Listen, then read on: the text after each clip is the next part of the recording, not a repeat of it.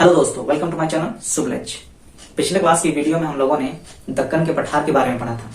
इसमें हम लोगों ने दक्कन के पठार से रिलेटेड सभी इंपॉर्टेंट फैक्ट्स के बारे में पढ़ा था और हम लोगों ने दक्कन के पठार के विभाजन के बारे में पढ़ा था और साथ ही साथ दक्कन के पठार का निर्माण किस प्रकार से हुआ है इसके बारे में भी चर्चा किया था। आज की क्लास में भी हम दक्कन के पठार को ही कंटिन्यू करेंगे, आगे की उसके इंपॉर्टेंट फैक्ट्स के बारे में समझेंगे।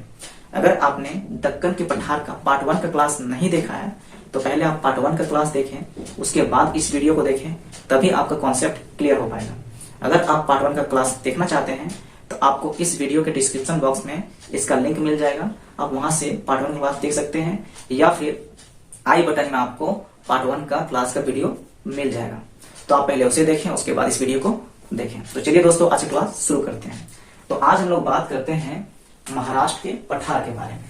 जब हम लोग पिछले क्लास में यानी दक्कन का पठार का पार्ट 1 वाले क्लास में हम लोगों ने दक्कन के पठार के विभाजन के बारे में बात किया था, उसमें हमने समझा था कि दक्कन के पठार को 3 भागों में विभाजित किया जाता है। पहला था महाराष्ट्र का पठार, दूसरा था कर्नाटक का पठार और तीसरा था आंध्रा का पठार। आंध्रा के पठार को भी 2 भागों में बांटा गया था। तो इस प्रकार से हम लोगों ने पिछले क्लास में दक्कन के पठार के विभाजन के बारे में बात किया था। तो आज की क्लास में हम बात करेंगे महाराष्ट्र के पठार के बारे में। महाराष्ट्र के पठार से हमें क्या क्या इंपॉर्टेंट फैक्ट्स को याद रखना है, क्या क्या हमें जानना है। तो महाराष्ट्र के पठार की बात करने से पहले हम इस फिगर के बारे में समझेंगे। ये जो आपको फिगर दिख रहा होगा, ये हमने महाराष्ट्र के पठार का फिगर बनाया है, यानी महाराष्ट्र वाले हिस्से का फिगर बनाया है। तो महाराष्ट्र की इस फिगर में हमने क्या क्या समझाने का प्रयास किया है। तो इसमें सबसे पहले जो आपको दिख रहा होगा, ये ब्लैक वाले पार्ट, ये जितने भी ब्लैक वाले भाग हैं, ये सभी महाराष्ट्र में पाए जाने वाले पहाड़ियां हैं। महाराष्ट्र वाले क्षेत्र में पाए जाने वाले पहाड़ियां हैं। ये जो सबसे बड़ा ये दिख रहा होगा, ये वाला, ये हमारा पश्चिमी घाट है। महाराष्ट्र से होते हुए जाता है पश्चिमी घाट, तो ये हमारा पश्चिमी घाट वाला हिस्सा है। आपको ये जो ब्लैक वाला पार्ट दिख रहा हो, ये हरिश्चंद्र पहाड़ी है, ये हरिश्चंद्र पहाड़ी है। उसके बाद ये एक पार्ट दिख रहा है ब्लैक वाला, ये हमारा बालाघाट है, बालाघाट पहाड़ी। इसके ऊपर में आपको यहाँ ये वाला दिख रहा होगा, ये क्षेत्र, ये सतमाला पहाड़ी है। उसके बाद ये आपको दिख रहा होगा, ये अजंता पहाड़ी है और अजंता के ऊपर में आपको दिख रहा है ग्वालीगढ़ पहाड़ी। तो ये सभी जो ब्लैक वाले भाग हैं, ये सभी पहाड़ियों को इंडिकेट कर रहे हैं। इसमें एक खास बात ये है कि ये जो अजंता की पहाड़ी यहाँ पे दिख रहा है, ये अजंता की पहाड़ी का विस्तार केवल महाराष्ट्र वाले क्षेत्र में मिलता है। ये अजंता की पहाड़ी जो है, इसका विस्तार केवल महाराष्ट्र वाले क्षेत्र में मिलता है। बाकी जितनी भी पहाड़ियां हैं, चाहे हरिश्चंद्र हो, चाहे बालाघाट हो, चाहे सतमाला हो, इनका विस्तार महाराष्ट्र के अलावे अन्य राज्यों में भी मिलता है। इसका विस्तार महाराष्ट्र के अलावे अन्य राज्यों में भी है, लेकिन केवल ये अजंता एक ऐसा पहाड़ी है जिसका विस्तार आपको केवल महाराष्ट्र वाले क्षेत्र में मिलता है। और यहाँ से सवाल बनता भी है कि ऐसा कौन सा पहाड़ी है जिसका विस्तार एक ही राज्य में देखने को मिलता है। तो आपको इसका आंसर हो जाएगा अजंता। अजंता ऐसा आपका पहाड़ी है जिसका विस्तार एक ही राज्य में देखने को मिलता है। बाकी सभी का विस्तार महाराष्ट्र के अलावे अन्य राज्यों में भी मिलता है। उसके बाद आगे बात करें इस फिगर में, तो ये जितने भी ब्लू वाले भाग दिख रहे हैं, ये ब्लू वाले भाग नदियां हैं, महाराष्ट्र के इंपॉर्टेंट नदियां हैं। आपका ये जो दिख रहा है, ये वैनगंगा नदी है, ये वर्धा नदी है। उसके बाद आपको यहाँ पे दिख रहा होगा, ये गोदावरी नदी है। आपको उसके बाद यहाँ पे भीमा नदी दिख रहा है, फिर आपको इधर कृष्णा नदी दिख रहा है। तो ये सभी क्या है, नदियां हैं, महाराष्ट्र की इंपॉर्टेंट नदियां हैं। और जो रेड वाले भाग दिख रहे हैं, ये सभी रेड भाग महाराष्ट्र के इंपॉर्टेंट पर्वत शिखर है, पर्वत चोटियां हैं। आपका ये वाला जो सबसे ऊपर में दिख रहा है, ये सेलहर चोटी है। ये उसके बाद कलसुबई है, कलसुबई चोटी, और ये महाबलेश्वर है, महाबलेश्वर पर्वत शिखर है। तो इस प्रकार से आप इस फिगर के माध्यम से महाराष्ट्र में पाए जाने वाले पहाड़ियों के बारे में समझ सकते हैं, महाराष्ट्र में पाए जाने वाली नदियों के बारे में समझ सकते हैं और महाराष्ट्र में पाए जाने वाले इंपॉर्टेंट पर्वत चोटियों के बारे में समझ सकते हैं। तो इस प्रकार से आपने इस फिगर को समझा।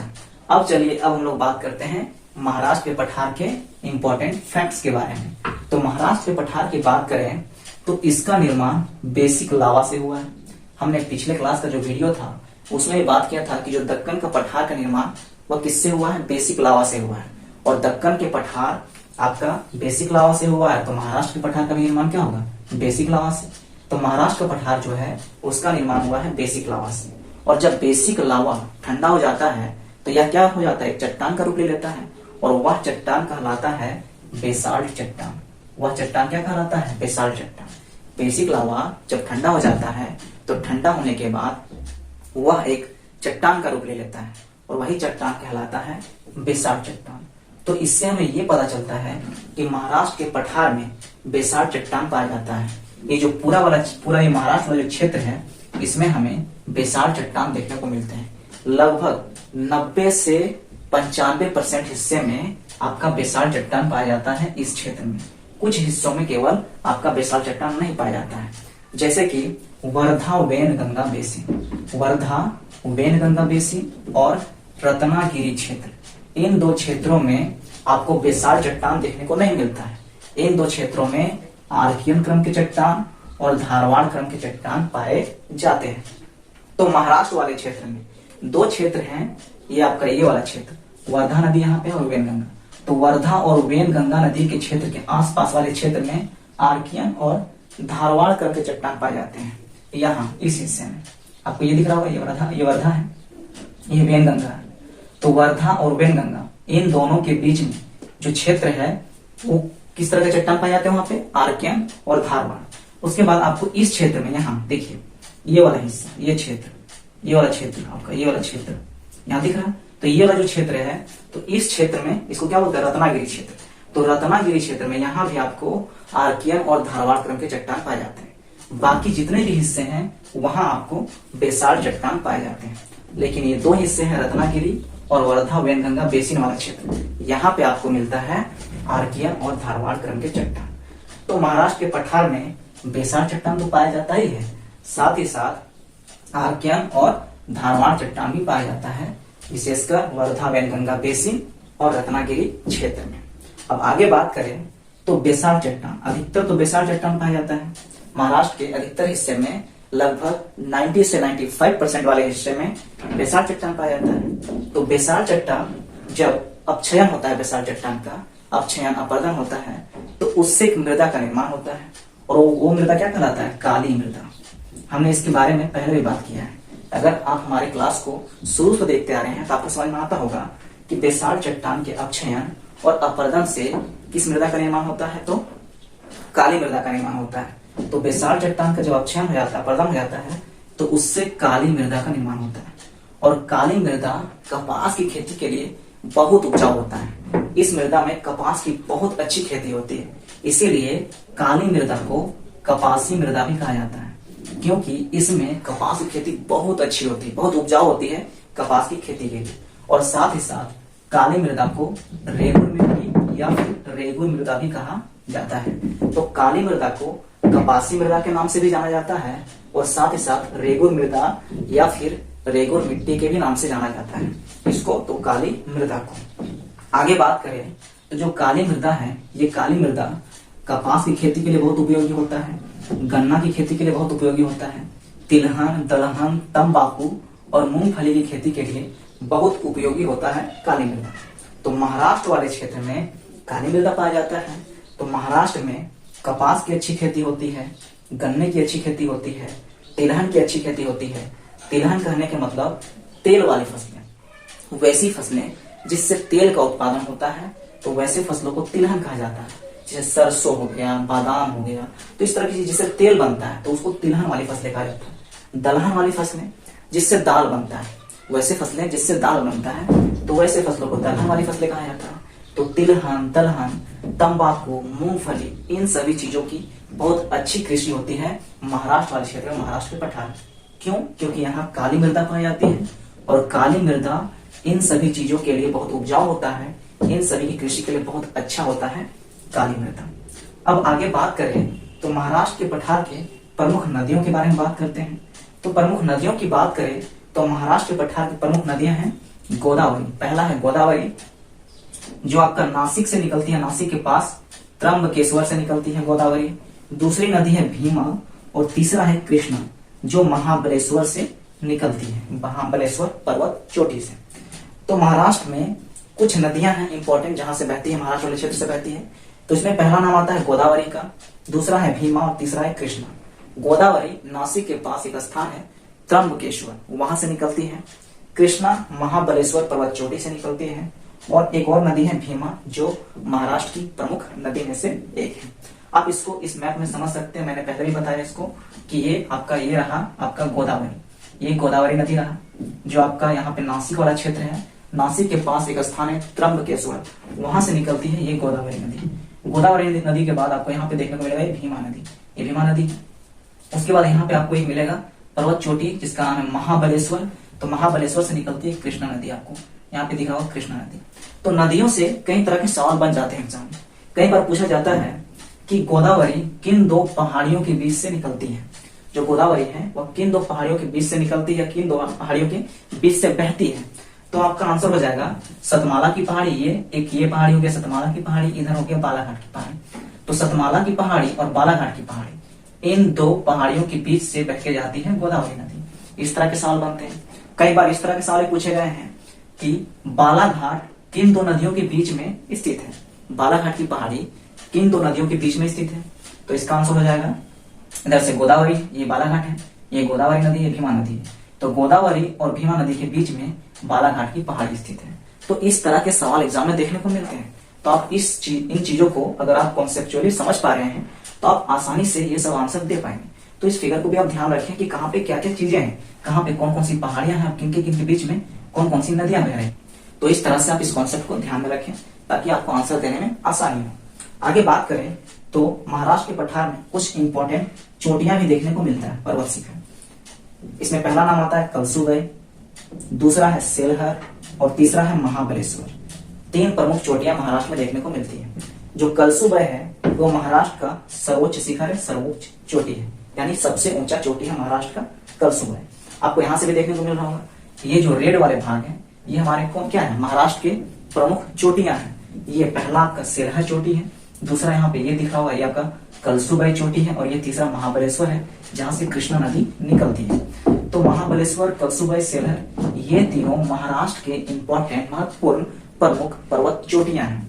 और इसमें जो कलसुगई महाराष्ट्र का सबसे ऊंचा पर्वत चोटी है, यानी महाराष्ट्र का सर्वोच्च शिखर है कलसुगई। आप इसको भी याद रखें कि महाराष्ट्र का सबसे ऊंचा पर्वत शिखर कौन सा है, तो वो है कलसुगई। आगे बात करें तो महाराष्ट्र में कई उद्योग धंधे हैं इंपॉर्टेंट, जिनमें पहला नाम आता है गन्ना। तो महाराष्ट्र में जिस तरह की कृषि होती है, उसी तरह के यहाँ पे आपको उद्योग धंधे देखने को मिलेंगे। जिस तरह के कच्चे माल आपको महाराष्ट्र वाले क्षेत्र में उपलब्ध हो जाएंगे, उसी से रिलेटेड आपको उद्योग यहाँ पे देखने को मिलेंगे। तो महाराष्ट्र में क्या कपास, गन्ना, इन सभी चीजों की अच्छी कृषि होती है। तो गन्ने की अच्छी कृषि होती है तो यहाँ पे आपको गन्ने से यानी चीनी का उद्योग देखने को मिलेगा। तो महाराष्ट्र में चीनी के उद्योग का बहुत ज्यादा आपको देखने को मिलेगा, चीनी का उद्योग महाराष्ट्र वाले क्षेत्र में। कपास की बहुत अच्छी कृषि होती है महाराष्ट्र वाले क्षेत्र में, काली मृदा है तो कपास की बहुत अच्छी कृषि होती है। तो कपास से रिलेटेड जो उद्योग है वो आपको महाराष्ट्र वाले क्षेत्र में देखने को मिलेगा। तो कपास से रिलेटेड क्या है, टेक्सटाइल उद्योग, यानी सूती वस्त्र का उद्योग यहाँ पे बहुत ज्यादा देखने को मिलेगा महाराष्ट्र में, क्योंकि यहाँ कपास जो कच्चा माल है वो आसानी से मिल जाता है, क्योंकि कपास की खेती बहुत अच्छी होती है। तो जिस प्रकार के कच्चे माल जिस क्षेत्र में आसानी से मिल जाते हैं, वैसे चीजों का उत्पादन आपको, वैसे चीजों के उद्योग धंधे आपको उन क्षेत्रों में मिल जाएगा। तो इससे आप एक लॉजिक लगा सकते हैं कि क्या क्या आपको किस किस तरह के उद्योग धंधे आपको महाराष्ट्र वाले क्षेत्र में मिलेंगे। तो यहाँ से हमने महाराष्ट्र के पठार से जो हमारा इंपॉर्टेंट फैक्ट्स बनता है, जहां से एग्जाम में सीधा सवाल आ सकता है, उन सभी चीजों के बारे में बात कर लिया। इसमें से एक और चीज हमें जानना है, वो ये है इसके बारे में। आपको यहाँ जो फिगर दिख रहा होगा ये क्या है, ये हमारा प्रायद्वीपीय भारत है, और इसमें ये जो इतना हिस्सा आ रहा है ये क्या है, ये हमारा है महाराष्ट्र का पठार। तो इसमें हमें ये जानना है कि महाराष्ट्र के पठार में कौन कौन सा प्रदेश किस किस क्षेत्र में है। जैसे यहाँ पे इस क्षेत्र में आपको मिलेगा नासिक, यहाँ मिलेगा पुणे, यहाँ मिलेगा नागपुर, यहाँ मिलेगा सोलापुर, यहाँ मिलेगा कोल्हापुर। उसके बाद यहाँ से आपका पश्चिमी घाट है, ये हमारा पश्चिमी घाट वाला हिस्सा है। पश्चिमी घाट के पश्चिमी हिस्से में आपको ठाणे मिलेगा, मुंबई मिलेगा, रोहा मिलेगा। मुंबई आपका यहाँ पे मिलेगा, एक द्वीप है सालसेट द्वीप, वहां पे आपको मुंबई मिलेगा। तो इधर आपका ये जो क्षेत्र है ये क्या है, ये पश्चिमी तटीय मैदान है। तो पश्चिमी तटीय मैदान में आपको ये सभी शहर मिलेंगे, और इधर आपको पठारी क्षेत्र में आपको ये सभी शहर मिलेंगे। अब आपके दिमाग में सर आप इसे क्यों बता रहे हैं, तो यहाँ से भी एग्जाम में सवाल बनता है। क्या सवाल बनता है, आपको चार शहर ऑप्शन में दे दिए जाएंगे और पूछा जाएगा कि निम्नलिखित में से कौन से शहर दक्कन के पठार में स्थित नहीं है, या फिर निम्नलिखित में से कौन से शहर महाराष्ट्र के पठार में स्थित नहीं है। आपके ऑप्शन में होंगे तो नासिक होगा, पुणे होगा, नागपुर होगा और मुंबई होगा। तो अब आपके दिमाग में कंफ्यूजन आ जाएगा कि नासिक, नागपुर, पुणे ये सभी महाराष्ट्र में पड़ते हैं, तो यानी महाराष्ट्र के पठार में तो होगा ही होगा, दक्कन के पठार में तो होगा ही होगा। मुंबई, महाराष्ट्र की राजधानी है मुंबई, ये भी होगा दक्कन के पठार में, क्योंकि राजधानी है महाराष्ट्र में आप पड़ता है, और तो महाराष्ट्र में पड़ता है तो महाराष्ट्र के पठार के अंतर्गत ही आएगा। लेकिन ऐसा नहीं है, महाराष्ट्र का जो पठार है, ये जो पश्चिमी घाट आपको दिख रहा है ना, ये पश्चिमी घाट, तो पश्चिमी घाट के पूर्वी इलाके में ये वाला क्षेत्र, ये वाला हमारा क्षेत्र हो गया पठारी क्षेत्र, दक्कन का पठार बोलिए, महाराष्ट्र का पठार बोलिए, तो ये वाला क्षेत्र हो गया। लेकिन पश्चिमी घाट के पश्चिमी हिस्से में ये वाला जो क्षेत्र है, ये हमारा तटीय मैदानी क्षेत्र है, पश्चिमी तटीय मैदानी क्षेत्र। और इधर आपको कुछ द्वीप भी देखने को मिलेंगे। तो पश्चिमी तटीय मैदानी इधर जितने भी शहर हैं, वे सभी या तो द्वीपों में स्थित हैं या तो फिर पश्चिमी तटीय मैदानों में स्थित हैं। ये पठारी क्षेत्रों में स्थित नहीं है। इसको आप ध्यान रखिएगा, इस कॉन्सेप्ट को आप समझिएगा कि इधर वाले जितने भी क्षेत्र हैं, ये सभी क्षेत्र के जितने भी शहर हैं, ये सभी पठारी क्षेत्र में स्थित नहीं है, ये सभी पश्चिमी तटीय मैदान में स्थित हैं।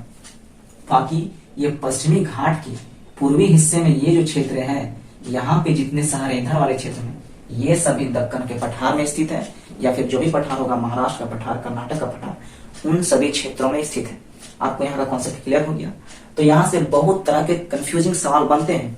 कई बार इस तरह से भी पूछा जा सकता है, आपको नासिक दे दिया जाएगा, आपको नागपुर दे दिया जाएगा, और एक दे दिया जाएगा मुंबई। अब आपसे पूछा जाएगा कि निम्नलिखित में से कौन सा शहर दक्कन के पठार या फिर महाराष्ट्र के पठार में स्थित नहीं है। नासिक भी होगा, नागपुर भी होगा, मुंबई भी होगा, और एक ऑप्शन मिल जाएगा इनमें से कोई नहीं, एक ऑप्शन मिल जाएगा इनमें से कोई नहीं। तो अब आपके दिमाग में होगा नासिक महाराष्ट्र में पड़ता है, महाराष्ट्र पठार में है, आपका नागपुर महाराष्ट्र में पड़ता है, महाराष्ट्र पठार में है, मुंबई अरे महाराष्ट्र की राजधानी है, तो ये तो है महाराष्ट्र पठार में।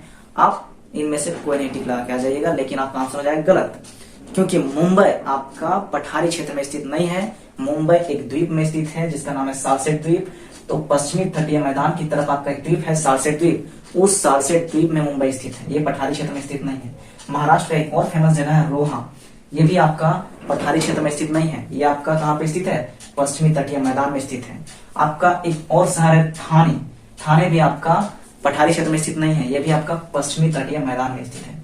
तो महाराष्ट्र के कुछ इंपॉर्टेंट जो शहर हैं वो पश्चिमी तटीय मैदान में स्थित हैं, और कुछ कुछ आपका इधर दक्कन वाले क्षेत्र में मिलेगा, पठारी क्षेत्र में मिलेगा। तो इससे सवाल बनता है, तो आप इस चीज को भी थोड़ा सा ध्यान में रखें। तो यहाँ से हमारा महाराष्ट्र का जो इंपॉर्टेंट फैक्ट्स है महाराष्ट्र से रिलेटेड, वे सभी हम लोगों ने कवर कर लिया। अब हम थोड़े से इनसे रिलेटेड, दक्कन के पठार से रिलेटेड कुछ सवालों के बारे में बात कर लेते हैं, जिनसे एग्जाम में सवाल बने हैं, जो आज तक के एग्जाम में पूछे गए हैं ये सवाल, उसके बारे में थोड़ा सा बात कर लेते हैं। तो इसमें जो पहला सवाल है वो हमारा है कि प्रायद्वीपीय पठारी प्रदेश किसका एक अंग है। जो प्रायद्वीपीय पठार है, ये प्रायद्वीपीय पठार यानी दक्कन वाला पठार, ये किसका भाग है, किसका एक अंग है। आपको ऑप्शन में मिलेगा, पहला ऑप्शन है अंगारा लैंड, दूसरा है टेथिस सागर, तीसरा है गोंडवाना, और चौथा है हिमालय। तो इसका आंसर क्या होगा। तो हम जानते हैं कि ये जो प्रायद्वीपीय भारत का ये वाला हिस्सा है, इसमें जो पठारी क्षेत्र है, ये कहाँ से कट के आया है, ये गोंडवाना लैंड का हिस्सा है। ये गोंडवाना लैंड का हिस्सा मूव करते हुए ये आपका यूरेशियन प्लेट से टकराया, और यूरेशियन प्लेट से जब टकराया तो उसी समय आपका हिमालय का निर्माण हुआ। जहां पे आपका टेथिस सागर था, वहीं पे आपका हिमालय का निर्माण हुआ। तो ये कहाँ का हिस्सा है, ये गोंडवाना लैंड का हिस्सा। तो इसका आंसर हो जाएगा सी। तो आपका प्रायद्वीपीय पठारी प्रदेश गोंडवाना का एक अंग है, गोंडवाना का एक भाग है। दूसरा सवाल है, भारत का सबसे बड़ा पठार है, यानी भारत का सबसे बड़ा पठार कौन सा है, ये सवाल है दूसरा। ऑप्शन है दक्कन का पठार, मालवा का पठार, छोटा नागपुर का पठार, और घोराट का पठार। तो इसका आंसर क्या होगा। तो भारत का जो सबसे बड़ा पठार है वो हमारा यही पठार है, यही बना। कौन सा, प्रायद्वीपीय भारत का पठार यानी दक्कन का पठार। इसका आंसर हो जाएगा दक्कन का पठार। भारत का सबसे बड़ा पठार दक्कन का पठार है। तीसरा सवाल है कि दक्कन के पठार की उत्तरी सीमा किस नदी द्वारा निर्धारित होती है। जो हमारा दक्कन का पठार है उसका उत्तरी सीमा किस नदी के द्वारा निर्धारित होती है। तो दक्कन का पठार, ये वाला क्षेत्र पूरा हमारा दक्कन का पठार वाला क्षेत्र है। तो इसके उत्तर की ओर कौन सी नदी है, इसके उत्तर की ओर कौन सी नदी है। तो हमने पिछले क्लास की वीडियो में बताया था कि इसके उत्तर की ओर यहाँ पे आपको कौन सा नदी मिलेगा।